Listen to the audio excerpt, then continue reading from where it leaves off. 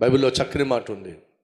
అతడు నా ఇల్లు అంతటిలో బహు నమ్మకమైన వాడు. ఎవరో చెప్పండి? మోషే. నా ఇల్లు అంతటిలో, నా ఇల్లు అనగా ఇశ్రాయేలు దేశం లేదా ఇశ్రాయేలు యొక్క వాళ్ళందరూ తన ఇల్లే. ఏ పని చెబితే మోషేకి ఆ పని చేశాడండి.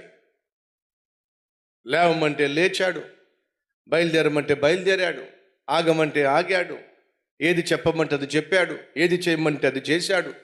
కొండ మీదకి రా అంటే వచ్చాడు, పెందల కడ్నే లే అంటే లేచాడు. దేవుడు చెప్పింది చెప్పినట్టుగా చేశాడండి మోషే. ఫలితంగా దేవుడు అంటున్నాడు, మోషే నా ఇల్లు అంతటిలో బహు నమ్మకమైన వాడు. సహోదరి సహోదరులు, నమ్మకమైన వ్యక్తిత్వము, నమ్మదగిన తత్వం కలిగి జీవించండి.